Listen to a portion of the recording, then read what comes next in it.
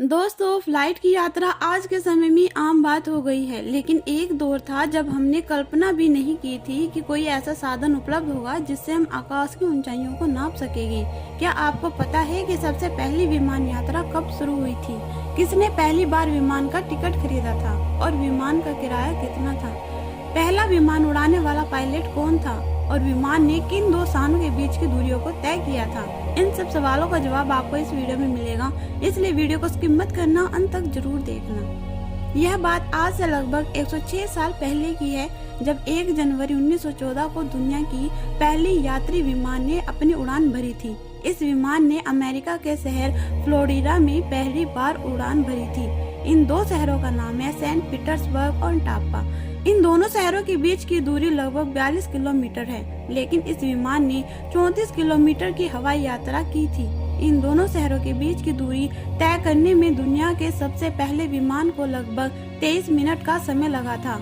यात्रियों ने एक फ्लाइंग बोट में यह उड़ान भरी थी, जिसे सेंट लुई के थॉमस बेनवा ने डिजाइन किया था। दुनिया के सबसे पहले इस विमान को उड़ाने वाले पायलट का नाम टोनी जेनस था, जो कि एक अनुभवी और अच्छे पायलट थे। हालांकि उन्होंने यात्री विमान पहली बार उड़ाया था।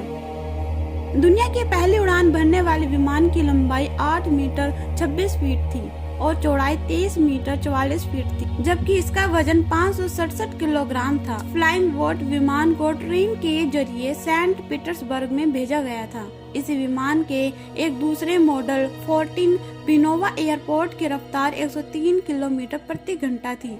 इस विमान में एक पायलट के साथ मात्र सिर्फ एक यात्री को बैठने की इजाजत थी। इसके लिए उसमें लकड़ी की बनाई गई एक सीट थी, जिसमें पायलट और एक यात्री बैठ सकते थे। दुनिया के सबसे पहली विमान जब उड़ान भरने वाला था, तब उसकी टिकट की नीलामी हुई थी। क्योंकि इस विमान में बैठने के लिए सिर्फ एक यात्री की ही जगह थी, इसलिए उस टिकट के लिए नीलामी की गई। इस नीलामी में लगभग 3000 लोगों ने हिस्सा लिया था। इस विमान का पहला टिकट फिल नाम के व्यक्ति ने खरीदा था, जो एक वेयर हाउस का व्यापारी था। इस टिकट की नीलामी $400 में की गई थी। आज के समय में उसकी कीमत $8500 यानी लगभग 6,02,129 रुपए से ज्यादा है। इस विमान ने पानी के ऊपर उड़ान भरी थी। जेनस, जो कि उस विमान के पायलट थे, विमान को पानी की सतह से लगभग 50 फीट से ज्यादा ऊपर जाने नहीं दिया, लेकिन आधे रास्ते में विमान के इंजन में खराबी आ गई और वह विमान खाड़ी की सतह तक आ गया। तब जेनस ने इंजन को ठीक किया और फिर उड़ान भरी।